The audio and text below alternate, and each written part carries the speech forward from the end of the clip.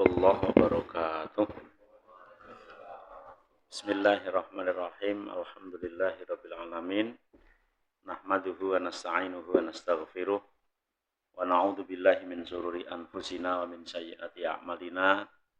May yahdihillahu fala mudhillalah wa may yudlil fala hadiyalah. Asyhadu an la ilaha illallah wahdahu la syarikalah. Wa asyhadu anna Muhammadan abduhu wa rasuluh la nabiyya ba'dah.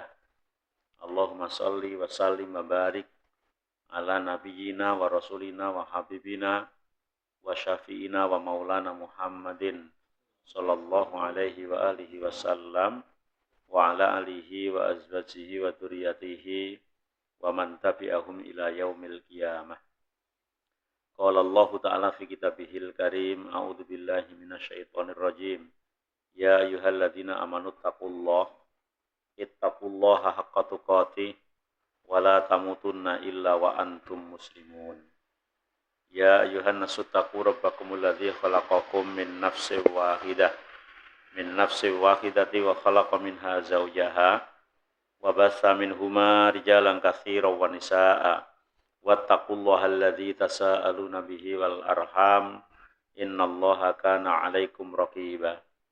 Ya ayyuhalladzina amanu taqullaha wa qulu qawlan sadida yuslih lakum a'malakum wa yaghfir lakum dzunubakum wa may yuti'illaha wa rasulahu faqad faza fawzan 'azima. Fa'lam fa inna khairal hadisi kitabullah wa khairal hadyi hadyu Muhammadin sallallahu alaihi wa alihi wasallam wa syarrul umuri muhdatsatuha wa kullu muhdatsatin bid'atun wa kullu bid'atin dhalalatun wa kullu dhalalatin finnar. Amma ba'd. Hadirin wal hadirat, bapak-bapak, ibu-ibu rahimani wa rahimakumullah. Alhamdulillah wa syukurillah. Puji dan juga syukur kita panjatkan kepada Allah Subhanahu wa taala yang telah memberikan kepada kita nikmat, rahmat, taufik, hidayah, inayah kepada kita semua hingga pada malam hari ini kita masih bisa berkumpul bertatap muka, mujalasah, musafahah dalam majlis yang insya Allah penuh dengan berkah. Semoga amal ibadah kita senantiasa diterima oleh Allah Subhanahu wa taala dan Allah memberikan kita ilmu yang bermanfaat fid dini wad dunya wal akhirah. Amin ya rabbal alamin. Salawat dan juga salam juga tercurahkan kepada Nabi kita Muhammad sallallahu alaihi wa alihi wasallam dan juga kepada para sahabatnya, para keluarganya beserta pengikut setianya ila yaumil qiyamah. Hadirin hadirat rahimani wa rahimakumullah, masih hal-hal yang bersangkutan dengan sholat jenazah atau sholat mayit. As-sholatu ala qatili nafsihi. Bagaimana hukum mensolatkan orang yang bunuh diri? Ya, ada orang itu ketika nggak tahu bosan urip, jadi dia bunuh diri. Mungkin ketika hidup permasalahannya banyak, nggak kunjung selesai, dan menganggapnya kalau mati selesai gitu ya. Padahal nggak tahunya setelah mati itu nanti ada permasalahan yang lebih pelik, lebih besar gitu ya. Tidak selesai dengan mati. Ya memang selesai masalah satu, tapi datang masalah lain yang lebih besar. Bisa jadi orang bunuh diri itu satu, ya tidak mempercayai akhirat, gitu. Bisa jadi gitu ya. Kalau dia percaya akhirat itu ada hisab, ada mizan, ada permintaan tanggung jawab, mungkin dia malah nggak berani, gitu ya. Nggak berani bunuh diri. Ya, tapi kenyataan itu ternyata ada, baik itu menimpa pada kaum muslimin atau juga kaum non muslim. Kalau non muslim mungkin di luar pembahasan. Tapi yang dibahas ketika yang bunuh diri itu kaum muslimin, disolatin enggak gitu ya. Kalau dikuburkan mesti, masa ada mayat enggak dikuburkan kan ngamboni gitu ya. Mesti. Ya, kemudian disolati itu ya enggak. Dimandikan, dikafani, disolati atau enggak. Dalam hal ini ulama menyikapi hal tersebut, salah satu akwalin ada 3 pendapat ulama. Ya, jadi lil ulama fi dzalika salah satu akwal. Dalam mensikapi hal tersebut, ulama terbagi menjadi 3 pendapat. Al-qaulul awal, pendapat yang pertama, yaitu pendapat yang dipilih oleh mazhab Imam Umar bin Abdul Aziz, Imam Al-Auza'i, mereka mengatakan la yusalla alaih, tidak disolati. Tidak disolati, bunuh diri kok, jaluk disolati itu gitu ya. Ini pendapat pertama ya. Pendapat pertama, mereka berhujjah dengan hadis Jabir bin Samurah. Kata Jabir bin Samurah, utiya an-nabiyyu birajulin qatala nafsah. Nabi didatangkan di hadapannya seorang laki-laki yang meninggal disebabkan bunuh diri. Bimisakisen, dia bunuh diri dengan panahnya. Jadi panah itu ditusukkan ke dirinya, kemudian mati. Falam yusolli alaih, maka Nabi tidak mau mensolatkan. Nabi tidak mau mensolatkan. Dan ini hadis riwayat Imam Muslim. Berarti menurut mazhab Umar bin Abdul Aziz, Imam Auza'i, kalau Nabi nggak mau mensolatkan itu berarti kita tidak boleh mensolatkan. Maka pendapat pertama ini mengatakan bunuh diri tidak perlu disolatkan. Itu sudah bunuh diri ya, malah disolatkan. Enggak gitu. Pendapat yang kedua, pendapat yang dipilih oleh Imam Hasan Basri, An-Nakhai, Qatadah, Malik, Abu Hanifah, bahkan termasuk Imam Asy-Syafi'i, jumhurul ulama, mereka mengatakan yusalla alaih, disolati. Meskipun bunuh diri ya disolati. Dia kan muslim. Dia muslim. Kalau non muslim tadi sudah di luar pembahasan. Nah, kadang ada orang, saya pernah melihat orang bunuh diri itu habis sholat subuh. Jadi dia jamaah subuh di masjid. Biasanya setengah jam setelah sholat subuh itu sampai rumah ngopi sama anaknya kok nggak pulang-pulang. Sampai jam 7 disusul ke masjid. Tidak ada, ditelusuri jalan pulangnya. Ternyata sudah menggantung diri di pohon pendek, masih pakai picis dan yang buat gantung serbannya. Ya ono. Jadi yang buat gantung diri itu serbannya, yang buat serbanan itu. Jadi dia sholatnya pakai serban, pakai picis hitam. Jadi masih pakai sarung bebetan, masih pakai picis dan masih serbanan. Serbannya buat gantung, dililitkan ke lehernya. Kalau awalnya kan dililitkan, nggak dililit, ikatkan di pohon, itu udah ikatkan di pohon, pendek gitu. Ngisornya meh kelangsar gitu ya. Artinya kadang ada orang muslim, ya Allah, habis sholat subuh, masih jamaah subuh, terus disolatkan enggak? Menurut jumhur ulama, pendapat yang kedua, tetap disolatkan. Dia muslim. Apalagi habis sholat itu ya, Masya Allah ya. Ada yang kemudian bunuh diri itu mungkin di hutan ya, atau di mana gitu ya. Maka jumhur ulama mengatakan mensolatkan. Terus hadis tadi yang dari Jabir bin Samurah, Nabi didatangkan seorang jenazah yang bunuh diri kok nggak mau mensolatkan, gimana itu maknanya? Hadis Jabir yang telah lewat, Nabi tidak mau mensolatkan adalah zajron linnas. Nabi kan nggak berkata-kata jangan disolati. Nabi hanya tidak mau mensolati. Di situ untuk memberikan sebuah pelajaran, efek jera, zajron linnas kepada orang-orang yang masih hidup. An misli fi'lihi, sebagaimana apa perbuatan yang dilakukan oleh seorang bunuh diri itu. Artinya kamu jangan begitu loh. Kalau kamu bunuh diri, maka Nabi tidak mau mensolatkan. Wassolat alaihi sahabah, dan buktinya sahabat-sahabat yang lain mensolatkan. Wahadha kama taraka Nabi as-solah fi awalil amri ala man alaihi dainun. Sama permasalahannya dengan Nabi tidak mau mensolatkan orang yang mati masih punya hutang. Tapi di tahun-tahun berikutnya ternyata kemudian Nabi mensolatkan gitu ya. Artinya Nabi zajron lahu, memberikan efek jera, anit tasahuli fil istidanah, supaya tidak bermudah-mudahan untuk hutang. Padahal singgo bayar urung jelas ya. Biasanya utang gampang nyaure rada lumayan angel, ya ono sing luwih wangel barang itu. Iya. Nggih. Luwih pede nyari hutang daripada nagih hutang. Nagih hutang kadang-kadang malah malu gitu ya. Ya, ini sama orang bunuh diri hampir sama dengan orang yang hutang gitu. Sehingga dia disolati. Lah bunuh diri itu mencakup ala kulli muslimin, setiap orang muslim yang meninggal baik matinya itu mahdudin karena dihad ya atau dikisos, wa marjumin atau dirajam, wa qatili nafsih dan orang yang membunuh dirinya, wa waladiz zina, begitu juga anak zina, semuanya adalah disolatkan. Pendapat yang ketiga yaitu pendapat dari Imam Malik. Dia mengatakan ayyastaniba ahlul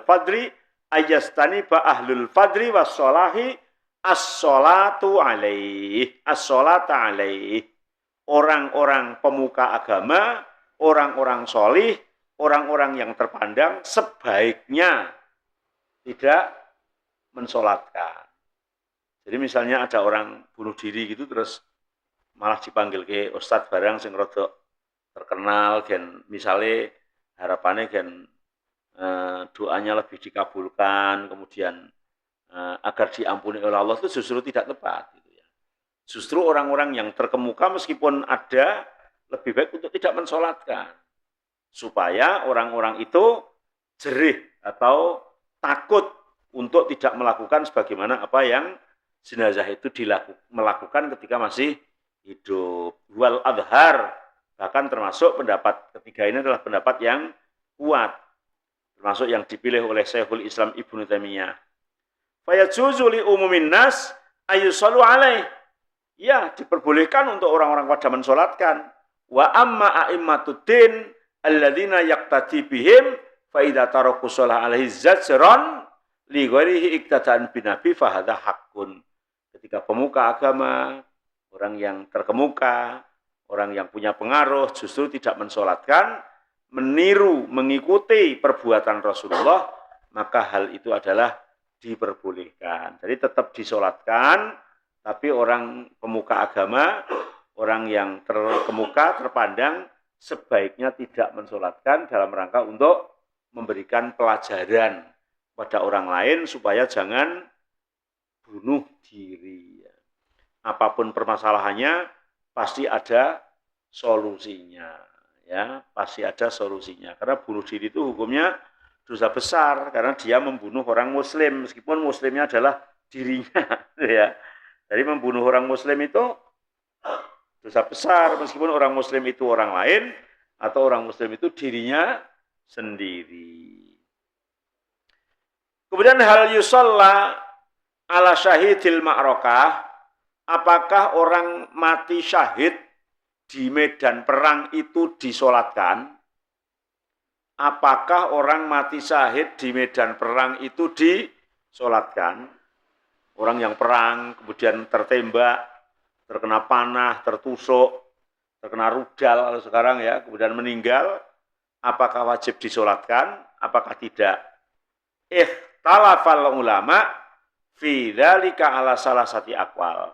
Dalam hal ini ulama juga berbeda pendapat menjadi 3 qaul. Bukan 3 qol, tapi 3 qaul. Telung qol kan kakean. Jadi qaul bukan qol ya. Qaul gitu ya. 3 pendapat, ya, 3 pendapat. Apa pendapatnya? Pendapat yang pertama adalah mazhab Malik, mazhab Syafi'i, mazhab Ishaq ya, dan sebagian riwayat dari Imam Ahmad mengatakan annahu la yusalla alaih. Tidak disolatkan, cukup dikuburkan saja. Pendapat Imam Malik, Imam Syafi'i, Imam Ishaq, dan salah satu dari Imam Ahmad. Cukup dikubur saja. Tidak perlu disolatkan. Mereka berdalil dengan 3 hadis. Hadis yang pertama adalah hadis marfu' yang dari Jabir ya. Dari Jabir tentang mayat-mayat atau jenazah-jenazah yang ada di Uhud pada saat perang Uhud. Banyak jenazah yang bergelimangan di Uhud ketika perang Uhud.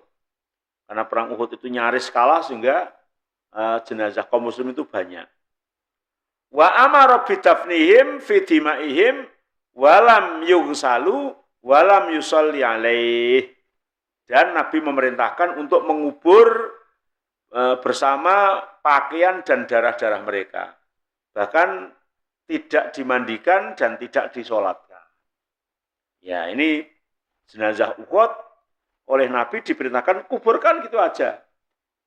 Dikubur dengan baju perangnya, ya, dengan darah-darahnya, tidak perlu dimandikan dan disolatkan. Begitu juga dalam hadis Anas bin Malik, anna syuhada Uhudin lam yughsalu wa dufinu bidimaihim wa lam yusalla alaihim. Kata Anas, syuhada Uhud itu enggak dimandikan, ya, tidak disolatkan, cukup dikubur begitu saja dengan pakaian yang berlumuran darah, ya. Ghairu Hamzah, yang disolatkan hanya Hamzah saja. Dari sekian ratus, ya, yang gugur di Uhud, yang disolatkan hanya Hamzah. Hamzah siapa, Pak? Pamannya Nabi, ya, saudaranya Abdullah, yang menjadi panglima perang di Uhud dan ternyata gugur, ya, dan itu yang disolati. Begitu juga dalam hadis Abu Barzah, ya, menceritakan tentang terbunuhnya Julaibib yang dia syahid itu, ya. Maka Abu Barzah mengatakan fawado'ahu ala sa'idai. Nabi itu mengangkat dengan lengannya sendiri. Laisalahu sarir, pada saat itu enggak ada kerenda. Nabi menaruh di lengannya. Jadi laisalahu sarir ila sa'adain, Nabi enggak ada kerenda kecuali hanya lengan Nabi sebagai kerendanya. Luar biasa itu. Ketika Julaibib meninggal, qala fahu firalahu wa wudi'a fi qabrihi wa lam yudhkar huslan. Maka kemudian digalikan kubur, kemudian ditaruh dan tidak dimandikan, tidak dikafani dan tidak disolatkan, hanya dikuburkan saja. Maka dengan dalil ini menunjukkan orang mati syahid di medan perang tidak perlu dimandikan, tidak perlu dikafani, tidak perlu disolatkan, tidak, ya, hanya dikuburkan saja dengan baju-baju perangnya. Tapi pendapat yang kedua, yaitu pendapat mazhab Abu Hanifah, Sufyan Ats-Tsauri, Ibnul Musayyab, Hasan Basri, mereka mengatakan tajibus sholah ala syahid. Itu pendapat yang kedua, malah mengatakan wajib orang mati syahid di medan perang wajib disolatkan. Ini pendapat yang kedua, yaitu mazhab Abu Hanifah, Sufyan Ats-Tsauri, Ibnul Musayyab, ya, kemudian Hasan Al-Basri. Mereka mengatakan wajib. Dalilnya mana? Dalilnya adalah hadis dari Syiddat bin Hadi.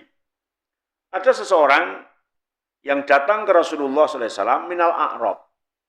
Ada orang A'rab. Orang Arab itu Arab desa, orang Badui, orang kampung.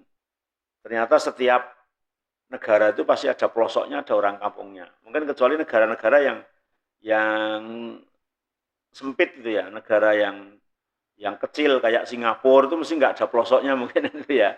Atau Brunei, nggak tahu itu ada atau tidak. Tapi kalau negara-negara besar, meskipun maju itu mesti ono kampungnya, ada desanya. Mekah itu yang desa katroknya juga banyak. Saudi, begitu juga Amerika mungkin juga ada, lebar, ya. Apalagi Rusia gitu, ya. Tapi kalau yang negara-negara kecil mungkin ya, karena sudah habis jadi kota semua, ya. Dulu saya pas pernah pergi ke Jakarta, ngertiku sak provinsi DKI Jakarta ke kota kabeh ngertiku. Nah, ternyata pernah diajak orang Jakarta, ayo ke rumah saya, pelosok Epol. Padahal Jakarta itu, oh ya, ternyata daerah itu ya ada pelosoknya. Arab ya ada pelosoknya. Maka sampai jadi dalil, ada seorang Arab Badui datang, sering itu. Bahkan pernah dalam cerita hadis, orang Badui datang tiba-tiba pipis di masjid Nabi, itu kan, ya. Orang yang pendidikannya kan rendah banget kan itu, ya.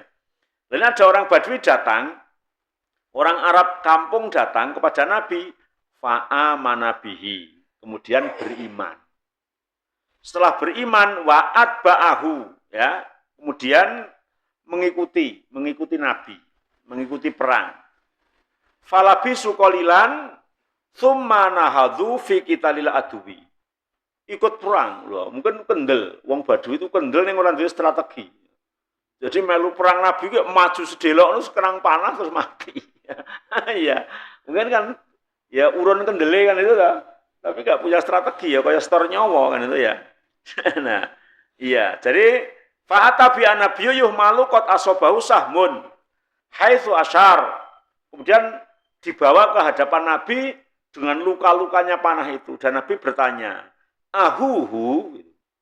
Ahuhu itu ahua. Apakah dia itu dia? Maksudnya apakah dia itu tadi yang datang dari Badui yang beriman itu gitu. Qalu, maka kemudian para sahabat menjawab, "Na'am iya ya Rasul, tadi yang itu sahadat di hadapan jenengan ternyata ikut perang dan terluka." Maka sadaqallahu fasadaqah. Maka Nabi mengatakan dia membenarkan Allah dan Allah pun membenarkan dia. Dia membenarkan Allah dan Allah pun membenarkan dia. Jadi setelah dia itu syahadat membenarkan Allah, Allah terus menerima langsung gitu. Langsung syahid kan itu kan. Tsumma kafanahu nabiyyu fi jubati nabi, ini yang paling untung lumayan, langsung dikafani menggunakan jubahnya Nabi. Masya Allah ya. Langsung dikafani dengan jubahnya Nabi. Tsumma qadamahu fasholla alaih, maka kemudian ditaruh di depan dan disolati Nabi Muhammad Sallallahu Alaihi Wasallam. Maka pendapat yang dua menggunakan dalil ini menunjukkan bahwa mati syahid ya disolatkan. Buktinya itu Arab Badui disolatkan. Fakana fima doharo mana nusolatihi, ya Allahumma hadza abduka. Kemudian Nabi itu berdoa, ya seolah-olah berarti disolati semuanya dan Nabi berdoa, Allahumma hadza abduka. Ya Allah, ini adalah hambamu. Kharaja muhajiron fisabilik. Dia datang dari kampung halaman hijrah menuju ke Madinah dalam rangka menempuh jalanmu ya Allah. Faqatala syahidan, dan dia mati syahid. Wa ana syahidun ala dzalik, dan akulah yang langsung menjadi saksinya. Luar biasa. Berarti untung tuh nih Arab Badui ini. Datang syahadat, perang, syahid. Bahkan yang menyaksikan Nabi dibungkus dengan kain jubahnya Nabi. Masya Allah, luar biasa. Dan ternyata ini disolatkan oleh Nabi. Berarti menunjukkan bahwa mati syahid disolatkan. Hadis riwayat Nasa'i dan Imam Hakim. Kemudian dalam hadis Uqbah bin Amir, anak Nabi SAW sholat ala qatali Uhudin ba'da thamani sinina sholatihi alal mayyit kal muwada' lil ahya' wal amwat. Nabi ternyata mensolatkan suhada Uhud setelah 8 tahun. Ya. Setelah 8 tahun Nabi mengulangi mensolati suhada Uhud gitu ya. Ini yang menjadi dalil. Bahkan kemudian ada dalil-dalil lain. Tapi pendapat yang ketiga mengatakan, ini mengatakan annahu yajuzul fi'lu wa tarku. Kelihatannya pendapat ketiga ini yang lebih kuat. Ya. Ini pendapat yang dipilih oleh Ibnu Hazm. Salah satu riwayat dari Imam Ahmad, Ibnul Qayyim juga mengatakan mati syahid itu boleh disolatkan, boleh tidak. Karena pada zaman Nabi di Uhud itu ya ada yang disolatkan, ada yang tidak. Berarti bukan haram disolatkan itu enggak gitu ya. Boleh disolatkan, boleh tidak. Jadi boleh. Jadi ya juzul fi'lu wa tarku. Fa in sholla ala qatilil ma'rokah fahasan. Wa ilam yusalla alaihi fahasan. Disolatkan ya baik. Tidak disolatkan ya baik. Tidak disolatkan ya mencontoh Nabi. Disolatkan ya mencontoh Nabi. Karena sama-sama mencontoh Nabi, berarti dua-duanya baik gitu ya. Jadi orang yang mati syahid bisa disolatkan, bisa tidak. Tidak disolatkan yang mengamalkan nas, disolatkan yang mengamalkan Nah, seperti memang menunjukkan bolehnya salah satu dari dua. Boleh disolatkan, boleh tidak. Ini khusus syahid yang mati di medan perang. Adapun syahid yang lain, syahid itu kan banyak. Orang kecelakaan syahid, orang mati dalam keadaan melahirkan syahid, ya. Orang sakit perut syahid gitu ya. Orang tenggelam syahid. Tapi selain syahid yang di medan perang, tetap diberlakukan sebagaimana orang yang bukan syahid, ya dimandikan, ya dikafani, ya disolati, ya dikuburkan, ya. Jadi yuksal wa yusol alaih kasairil mauta. Untuk syahid-syahid selain syahid di medan perang. Jadi yang dibahas tadi adalah syahid yang mati karena perang. Boleh disolatkan, boleh tidak. Hamzah disolatkan.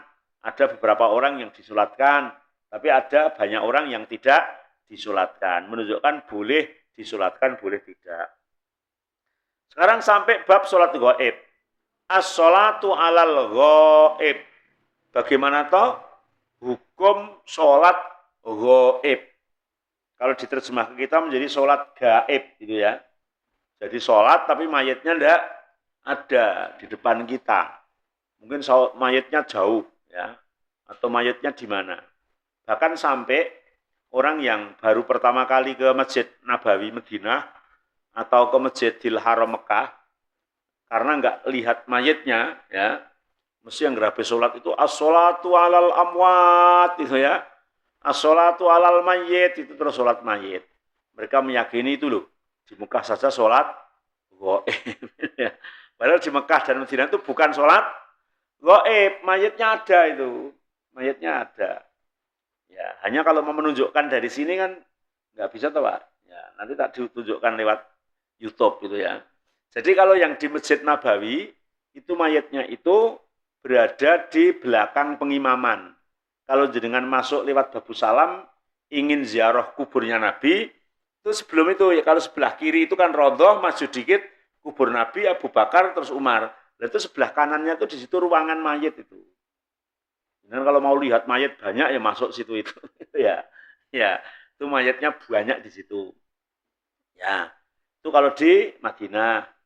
Maka di Madinah itu dari muadzin mengucapkan as-sholatu alal amwat itu sama takbir sholat mayitnya nggak begitu lama, paling beberapa menit gitu.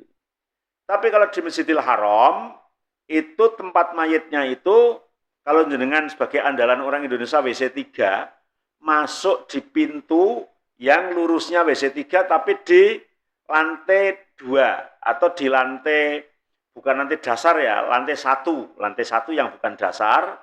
Dengan belok kanan, di situ ada ruangan yang luas, di situ itu tempat jenazah. Tempat jenazah. Jadi WC 3 itu maju, tapi bukan yang naik. Yang maju sebelah kanan, situ itu tempat jenazah. Dan ketika sudah as-sholatu alal amwat, yang tadi imam itu mengimami di depan Ka'bah, itu imamnya pindah, Pak. Imamnya pindah jualan kayak cepet itu menuju ke situ. Baru setelah sampai situ dia takbir untuk mengimami sholat jenazah gitu ya. Makanya dari as-sholatu alal amwat sampai sholat kalau di Mekah mesti lumayan agak jeda gitu. Habis itu baru digotong kemana gitu. Saya pernah ngikuti imamnya itu lari kenceng gitu kok sampai tempat itu ya. Jadi bukan sholat ghaib, bukan sholat ghaib lah. Sholat ghaib itu sholat yang memang mayatnya nggak ada di situ.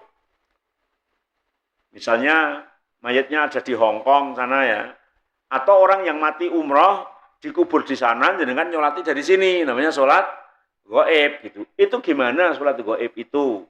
Ternyata lil ulama fi dzalika salah satu aqwal. Dalam hal mensikapi sholat ghaib, ulama ada 3 pendapat. Apa itu? Pendapat yang pertama, yaitu pendapat yang dipilih oleh Imam Syafi'i dan Imam Ahmad, mengatakan tajuzu sholatu alal ghaib. Boleh. Bukan sunnah apalagi wajib, tapi menurut Imam Syafi'i boleh. Sholat ghaib boleh. Wa umdatuhum fi hadzal bab, yang dijadikan panduan oleh madhab yang membolehkan ini, ya mazhab Syafi'i dan Ahmad mengatakan bahwa annan nabiyya na'a linnasi an-Najasyiyah. Nabi itu mengumumkan kematian Raja Najasyi. Pada saat itu Nabi pernah mengumumkan kepada para sahabat, ya, atau apa ya, mengumumkan untuk bela sungkawa lah atas kematiannya Raja Najasyi di Habasyah, Ethiopia, ya. Fil yaumil ladzi mata. Tapi kita itu kadang tanya-tanya dari Madinah sampai Habasyah itu ya mungkin separuhnya ke Indonesia lah. Ke barat mungkin separuhnya ke Indonesia. Sama dengan dari Madinah ke India mungkin gitu ya. Kalau naik unta kira-kira berapa hari Pak Budi ya? Ya lama gitu ya. Tapi yang jadi pertanyaan pas hari itu meninggal, Nabi kok ngerti? Ya ngerti wong wahyu kok ya. Nah, sebelum ada alat canggih Nabi ya tahu karena wahyu. Lah kalau hari ini teman jenengan meninggal di Amerika sana kok tahu? Lah ada alat komunikasi sekarang ya. Iya, ada alat komunikasi ya, ada alat informasi di telepon, di video. Tapi zaman Nabi videonya yang bawa malaikat Jibril, ya, rekamannya yang bawa malaikat Jibril. Maka ditunjukkan ini loh Raja Najasyi meninggal. Kamu umumkan kepada para sahabat dan sholatilah gitu ya, sholatilah. Maka kemudian karena Nabi itu mengumumkan, mensolatkan, fakharaja bihim ilal mushola wa kabbaro arba'at takbiratin. Nabi kemudian menuju ke tempat yang biasa untuk mensolatkan jenazah. Nabi mengimami sholat ghaib, mensolati Raja Najasyi. Dalil inilah yang digunakan oleh mazhab yang membolehkan sholat ghaib. Buktinya Nabi ya sholat ghaib. Najasyi sama Medina itu jauh gitu ya. Dan Nabi tahu karena dikasih wahyu. Pendapat yang kedua, la yajuzu sholah alal ghaib, enggak boleh. Pendapat yang kedua mengatakan enggak boleh. Itu pendapat mazhab Malik dan Abu Hanifah. Nah, dalilnya Nabi sholat ghaib kepada Raja Najasyi, gimana itu mensikapinya? Menurut pendapat yang kedua mengatakan wa anna sholatan Nabi ala Najasyi khosoh. Sholatnya Nabi kepada Raja Najasyi itu khusus. Buktinya Nabi sepanjang hidup sholat ghaib itu sekali itu toh. Padahal pada saat Nabi hidup itu orang Mekah yang mati banyak itu ya. Orang kota-kota lain yang meninggal dan pada saat itu tidak mungkin Nabi datang dengan cepat itu kan banyak, misalnya Mekah Madinah itu zaman itu kan sebulan kan itu toh. Nah, lah Nabi ora ngerti gitu.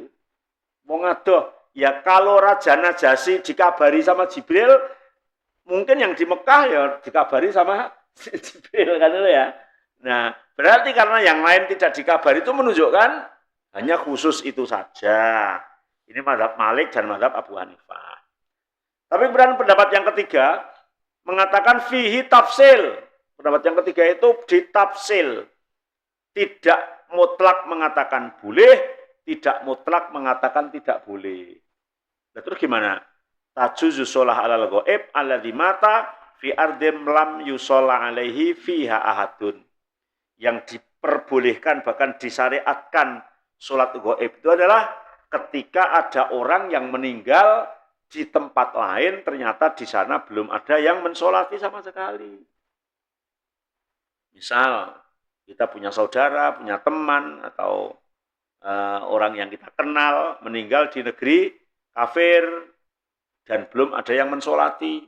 Meninggal di Hong Kong, mungkin meninggal di Taiwan, atau meninggal di mana gitu ya. Yang di sana mungkin saja tidak ada yang mensolatkan. Ketika kita tahu, maka disitulah baru kita dianjurkan sholat ghaib. Wa in sholla alaihi haisumata lam yusolla alaihi sholat al-ghaib. Tapi kalau ketika meninggalnya di sana sudah disolati, nggak perlu, apalagi meninggal di Mekah, di Madinah pasti sudah disolati ya. Maka nggak perlu sholat ghaib ya. Li anal fardhu qad saqata bi sholatil muslimin alaih. Fardunya sudah gugur dan contoh ghaibnya nggak ada. Bahwa maslaku Syekhul Islam Ibnu Taimiyah itulah pendapat yang dipilih oleh Syekhul Islam Ibnu Taimiyah dan juga yang dipilih oleh Al-Alamah Ibnu Utsaimin. Ya, hujahnya gimana? Annahu lam yahfadz, hafidho yahfadhu, annahu lam yahfadz anna nabiyya shollallahu ghaib illa alan najasi. Tidak dinukil dari Nabi kecuali Nabi hanya mensolatkan gaib terhadap Raja Najasyi. Li'anahu mata baina umati musyrikatin. Raja Najasyi masuk Islam sembunyi-sembunyi dan mati di tengah kaum musyrikin. Laisu ahla sholatin, ya, yang mereka bukan ahli sholat. Mereka nggak bisa mensolatkan. Walau kana minhum man amana fala ya'rif. Mungkin ada 1-2 orang yang beriman tapi tidak tahu tata cara sholat sehingga Nabi mensolatkan. Sehingga ketika kasusnya sebagaimana Nabi mensolatkan Raja Najasyi, ya dianjurkan untuk sholat gaib. Tapi kalau tidak, ya sebaiknya tidak. Meskipun ada pendapat yang mengatakan boleh. Tapi pendapat yang kuat adalah pendapat yang ketiga, yaitu ditafsil.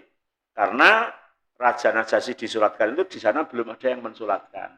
Sehingga ketika ada teman kita meninggal di suatu tempat yang ada yang nggak ada mensulatkan, misalnya kayak meninggal kecelakaan pesawat, kan nggak ada yang mensulatkan, nggak ketemu ya. Yang ketemu saja hanya bangkai pesawat, itu pun sebagian. Paling-paling apa namanya? Kotak hitam atau kotak oranye. Nah, kotak hitam tapi warnanya oranye. Ya, paling itu yang ketemu kan. Bangkainya manusia udah mungkin dimakan ikan, mungkin apa. Nah, kemudian berarti kita boleh bahkan diwajibkan sholat gaib karena belum ada yang mensolatkan. Sampai di sini ada pertanyaan? Oke, monggo Pak. Waalaikumsalam warahmatullahi wabarakatuh.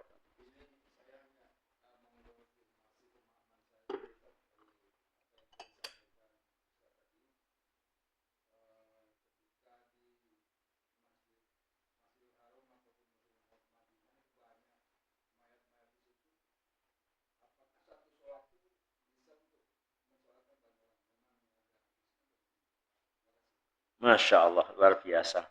Ya, kelihatannya kemarin sudah disinggung ya. Jadi ketika di sini ya hal yang mudah misalnya ada 2 orang meninggal di sini di sekitar musola Baitul Salam barengan, qadarullah barengan gitu. Maka itu boleh disolatkan satu-satu gentenan gitu. Yang satu pinggirkan sono se, itu nyolati Pak Paijo se itu ya. Pak Paijo selesai disingkirke terus Pak Wagimin mungkin ya dibawa ke depan disolatkan boleh. Tapi 2 orang langsung dijejer disolati sekali boleh. Sebagaimana juga Rasul mensolatkan jenazah yang ada pada saat perang Uhud itu. Ada beberapa jenazah yang disolati langsung sekali. Makanya muadzinnya di Masjid Nabawi maupun di Masjidil Haram itu kan menginformasikan ketika banyak ya banyak, ketika satu-satu ya, ketika kecil-kecil hanya dengan bahasa Arab. As-sholatu alal amwat itu. Kalau alal amwat, amwat itu artinya adalah mayit banyak. Tapi kalau dia bilang as-sholatu alal mayyit, oh berarti satu. Mayit satu. Kalau amwat berarti banyak. Kadang-kadang as-sholatu alal atfal. Apa tuh kuwi? Oh atfal itu mayit anak-anak banyak gitu. Ada kadang as-sholatu alal mayyit wattifl. Oh berarti dewasanya satu, anak-anaknya satu. Kenapa anak-anak diumumkan sendiri? Karena doanya kan beda. Nah, nanti akan dibahas juga doanya.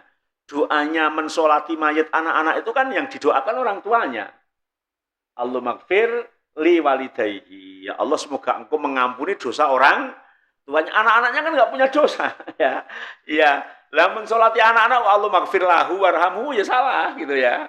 Itu makanya pas di situ mengumumkannya beda antara ketika mayit dewasa dan ketika mayit anak-anak. Misalnya as-sholatu alal amwati wal atfal. Oh berarti mayit dewasanya banyak, mayit anak-anaknya juga banyak agar si orang yang mau mensolatkan itu menyesuaikan ya. Doanya menyesuaikan siapa yang meninggal dan berapa yang meninggal. Dan di sana setiap habis sholat itu 99% bisa jadi ditambah 0,9 ya. pasti ada orang mati. Kalau saya 9 hari atau 12 hari itu kadang tidak mensolatkan itu mungkin sekali atau 2 kali. Ditunggu-tunggu kok nggak ada, berarti nggak ada orang meninggal. Lah kadang ada orang yang kesana pertama kan belum ngerti gitu, habis sholat maghrib misalnya salam, habis salam dikira sebentar kemudian sholat ba'diyah. Ternyata ada as-sholatu alal amwat, bingung deh ya. Iki piye kok ditakbir meneh? Ana sing ba'diyah dibatalke terus sholat mayit ya ana sing sholat ba'diyah dicepetke ngono terus melu meneh. Padahal ya ora nyandak. Makanya ilmu itu penting gitu ya. Ilmu itu penting. Jadi kalau nggak punya ilmu itu kadang jadi bingung kan. Ya apa, sholat apa? Ada yang baru tanya, tadi sholat apa tahu? Oh, sholat mayit. Mayit sholat gaib enggak, mayitnya ada di sana. Kalau dengan jamaah di Masjid Nabawi atau Masjid Mekah itu yang ada ba'diyahnya misalnya maghrib, isya itu ada ba'diyahnya ya. Zuhur itu jangan ba'diyah dulu, sebentar nanti ba'diyahnya setelah sholat mayit. Zikir dulu lah. Kalau zikir itu misalnya astagfirullah, Allahumma anta salam, terus subhanallah, subhanallah itu lengkap. Itu sampai dikomati sholat mayit. Ya, jangan kesusu. Kecuali yang tidak ada ba'diyahnya, misalnya subuh, asar, itu juga nunggu, nanti pasti ada pengumuman sholat mayit. Kalau nggak ada ya baru kita pulang. Begitu Pak. Oke, monggo Pak.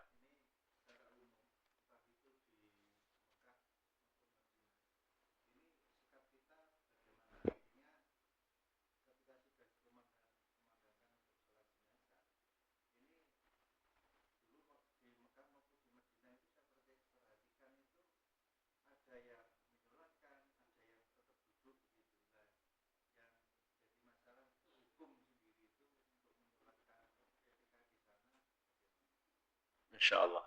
Ya tetap kembali kepada hukum asal bahwa hukum mensolatkan jenazah adalah fardu kifayah.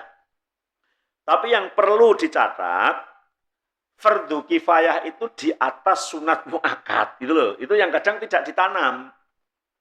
Sholat jenazah itu fardu kifayah. Fardu kifayah itu kalau orang lain sudah melakukan, kita nggak melakukan juga dosa, namanya fardu kifayah.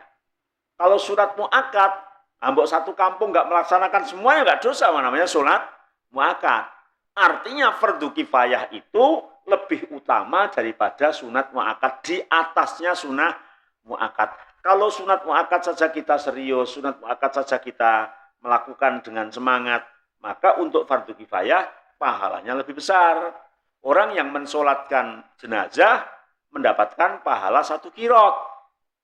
Meskipun kita nggak mengantar ke kuburan, bagaimana 1 kirotnya di Masjid Nabawi, bagaimana 1 kirotnya di Masjid Al-Haram, kan itu ya. Maka sebaiknya ya kita melaksanakan. Meskipun kalau yang tidak melaksanakan ya tidak dosa. Wong itu fardu kifayah. Tapi yang jadi masalah kadang tidak melaksanakan itu karena tidak ngerti itu loh yang. Nah, makanya ilmu itu yang paling penting gitu ya.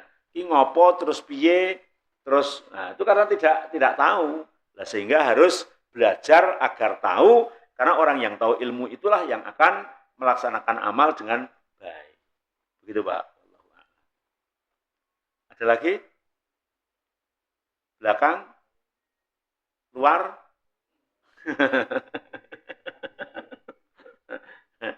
Tapi kita di sini sudah sering praktek sholat jenazah ya. Artinya, kalau sekarang di sana berarti ya, di tempat baru ya. Udah 2 kali, Masya Allah. Sudah 2 kali Pak Ugeng. Masya Allah ya. Jadi fardu kifayah. Fardu kifayah itu pahalanya di atas sunat muakkad. Bahkan yang jelas 1 kirot. 1 kirot seperti gunung Uhud. Dan itu pasti dikasihkan oleh Allah besok di akhirat. Dan itu ya banyaknya seperti apa. Maka ya ketika ada jenazah kita melaksanakan. Yang kedua, ketika kita ingin disolatkan banyak orang, ya ketika kita hidup ya semangat mensolatkan orang lain kan gitu ya. Orang yang malas mensolatkan ya mungkin ya orang lain mau mensolatkan bisa jadi juga malas kan gitu ya. Dulu si anu meninggal, alah wonge malesan nyolati, males dan panitiane ya kono. Nah kan begitu ya. Saya pernah mensolatkan mayit itu yang banyaknya nggak karu-karuan, banyak banget. Meskipun nggak di Masjidil Haram, kalau Masjidil Haram sih jelas itu ya. Tapi ada mensolatkan orang mayit itu pernah saya hanya berlima Pak. Jadi mayit meninggal itu yang mensolatkan ya berlima, saya dan makmumnya 4 orang. Itu pernah. Ya Allah. Ketika 4 orang mensolatkan mau ke kubur, itu ternyata yang 2 izin. Jadi dia naikkan ke ambulan, kalau ambulan kan cukup 1 orang nyupir. Yang nyolatkan 2 itu yang 2 izin. Saya tadi menyempatkan dari kerja ini mau balik kembali ke kerjaan lagi, titip ya Ustaz di kuburan saya yang dititipkan ke kuburan itu ya. Ternyata setelah telisik punya telisik, kenapa tuh kok iso wong sak kampungnya meninggal gitu kok iso. Misalnya kayak di Baitul Salam kan nggak mungkin tuh Pak, masa wong hanya wong 4 kan itu ya. Meskipun hari kerja kan ya banyak pensiunan yang ada kan itu tuh. Oh ternyata dia itu bukan orang situ tapi orang yang dititipkan di situ. Gambarannya tuh gini. Misalnya di sini tuh ada apa namanya? Warga yang punya apa suami atau apa di luar kota gitu tapi sudah cerai atau gimana gitu. Nah, akhirnya tuh dibawa ke situ tapi warganya tuh nggak mau nerima, istrinya tuh nggak mau nerima, ditaruh di tritian di luar di teras, yang ngantar siapa nggak tahu terus pergi. Itu masih stroke katanya. Akhirnya kan mau nggak mau tuh orangnya tuh ngopeni dibawa masuk, diopeni itu hanya 3 hari atau 10 hari gitu terus meninggal. Dan ternyata juga yang mensolatkan tidak ada. Ya itu untuk menjadi pembelajaran kita ketika kita ingin disolatkan banyak orang ya kita bergaul banyak temannya, kemudian bergaul dengan orang yang baik yang bisa sholat kan itu ya, supaya banyak yang mensolatkan. Begitu Pak. Wallahu a'lam. Nggih, Pak.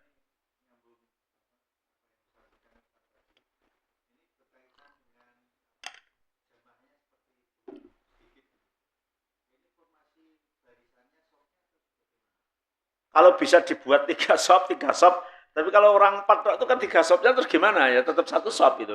Jadi minimal 3 sop itu berarti orang 9 lah. Kalau orang 9 berarti 1 sopnya 3. Lah, kalau orang 4 itu mau dibuat 3 sop berarti nggak sop namanya. Sopnya ke sana kan itu ya. Makanya tidak sop. Jadi yang minimal kalau 9 orang bisa dibuat 3 sop. Yang memang walaupun sedikit, tapi sedikitnya itu kan ya bisa dibuat baris itu ya. Kalau nggak bisa dibuat baris ya udah, berarti ya 1 baris tok begitu. Cukup. Oke, monggo Pak Gun.